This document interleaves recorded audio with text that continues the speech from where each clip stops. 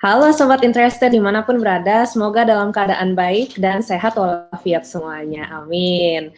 Kembali lagi bersama aku, Bea, di Interest Education, dan kali ini kita akan bahas grammar rule yang berikutnya, masih berhubungan dengan subject-verb agreement, yaitu mengenai penggunaan kata there, dan juga kata be, yang bersanding dengan kata there. Dan kata there ini, teman-teman, ada banyak artinya, ada banyak penggunaannya, tapi sebelum kita masuk ke penjelasan inti, jangan lupa untuk subscribe channel Interested dan juga like video ini. Semoga bermanfaat.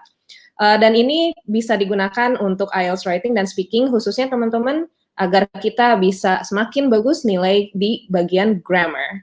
Oke, kita lihat ya penjelasannya.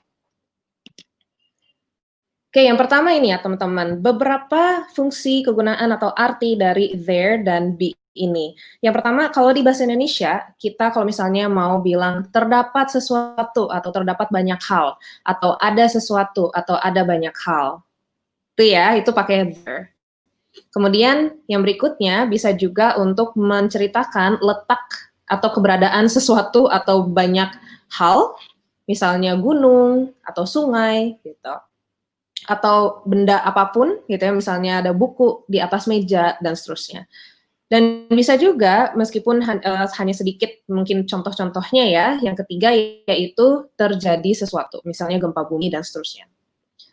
Tapi memang yang paling umum dan yang paling banyak kegunaannya yaitu untuk menyatakan terdapat, ada, atau terletak, atau berada. Begitu ya teman-teman.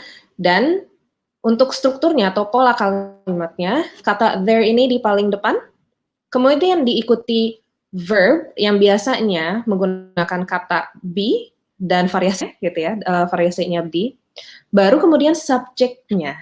Nah, kalau teman-teman perhatikan, pola kalimat yang biasa itu kan diawali dulu dengan subjek, baru verbnya.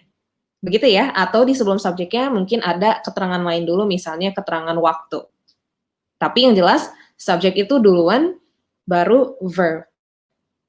Namun, ketika teman-teman mau bilang terdapat, ada, terletak, berada, terjadi sesuatu, nah, biasanya kata there, ini ditaruh di paling depan. Kemudian, yang duluan adalah verb, baru subjeknya. Jadi dibalik, gitu ya, terbalik dari pola kalimat yang biasanya.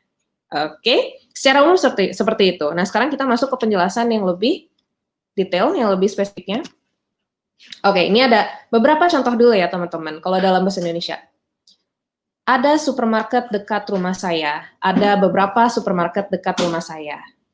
Yang kedua, terdapat beberapa masalah sejauh ini. Terdapat sebuah masalah. Yang ketiga, di sanalah Gunung Merapi terletak.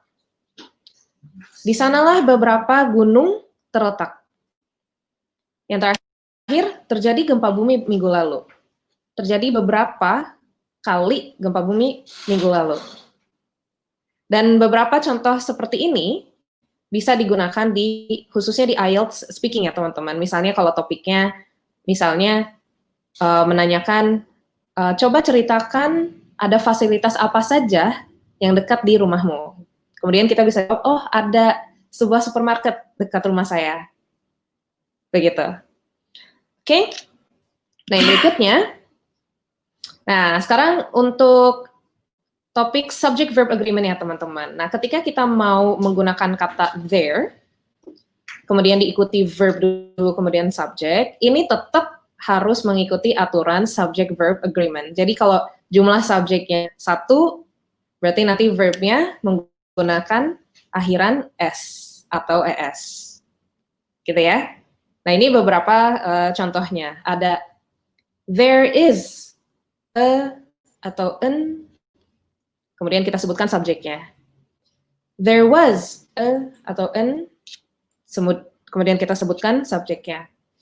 Yang ketiga ada there has been a atau an, kemudian kita sebutkan subjeknya. Dan bisa juga selain is, was, has been, bisa juga verb bebas gitu ya, verb apapun yang cocok dengan disandingkan dengan kata there. Kemudian kita akhiri dengan imbuhan s atau hes. Oke, untuk contoh dan penjelasan lebih lanjutnya kita lihat di slide berikut. Contoh yang pertama ya teman-teman, kalau kita mau bilang ada sebuah supermarket dekat rumah saya. Itu kan faktanya sekarang gitu ya, jadi kita pakai is. Jadi there is a supermarket near my home. Oke, tapi kalau lampau gimana? Misalnya kejadiannya minggu lalu, ada gempa bumi minggu lalu. Tentunya kita pakai was. Jadi there was an earthquake last week. Oke. Yang berikutnya, kalau kita mau cerita sesuatu yang terjadi sampai sekarang masih terjadi dan kita kasih keterangan waktunya sejak kapan atau sudah berapa lama, kita pakai has been. There has been a problem with the aircon since Monday. Aircon ini air conditioning atau AC. Yang berikutnya, di sanalah terletak Gunung Merapi. There lies Mount Merapi. Oke, dan jangan lupa semua ini karena subjeknya jumlahnya satu, a supermarket, an earthquake, a problem, Mount Merapi kan cuma satu. Jadi verbnya menggunakan akhiran s atau es. Kebetulan di sini s semua, tidak ada yang akhiran s ya kebetulan. Oke. Nah, sekarang kita lihat yang berikutnya, gimana kalau subjeknya ada banyak. Jadi lebih dari satu. Nah, tentunya verbnya tanpa akhiran S atau ES ya, sesuai prinsip utama dari subject-verb agreement. Contohnya, there are, there were, there have been, kemudian there dengan verb apapun tanpa S atau ES. Contohnya, verb lie. Lie di sini artinya terletak. Kita lihat contohnya ya. Oke. Kalau kita mau bilang ada beberapa supermarket dekat rumah saya, dan itu kan kita menceritakan fakta sekarang gitu ya, keadaan sekarang. Jadi kita pakai are. There are several supermarkets near my home. Tapi kalau kejadiannya lampau, misalnya minggu lalu, terus mau cerita ada beberapa gempa bumi, tentunya kita pakai were. There were multiple earthquakes last week. Yang berikutnya lagi, sejak hari Senin, ada beberapa masalah nih AC-nya.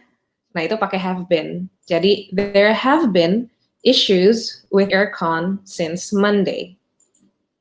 Dan yang terakhir, kalau kita mau cerita, misalnya, di sanalah terletak beberapa gunung yang saya ceritakan, yang pernah saya ceritakan kepada kamu. Kita bisa bilang, there lie the mountains that I told you about. Itu ya. Oke, yang berikutnya teman-teman silahkan coba. Can you make your own sentences? Please write them in the comments. We'd like to see and we look forward to them. Oke? Baik, semoga bermanfaat teman-teman. Jangan lupa sobat untuk like video ini, subscribe channel kita, dan juga follow kami di medsos lainnya seperti di Facebook, Interest Education, dan juga di Instagram @interest.education. Jangan lupa juga share video ini and tag us and tag your friends. Stay tuned lebih banyak atau perlu kelas persiapan bahasa Inggris, IELTS, TOEFL lebih banyak lagi, atau mau ikut prediction test atau simulasi, bisa hubungi kami. Bisa juga WhatsApp kami di 082119515452 atau email kami di contact@interestedu.com. Bisa juga DM kami di Instagram @interest.education. Kami tunggu ya. Thank you very much for watching and see you in our next videos. Bye!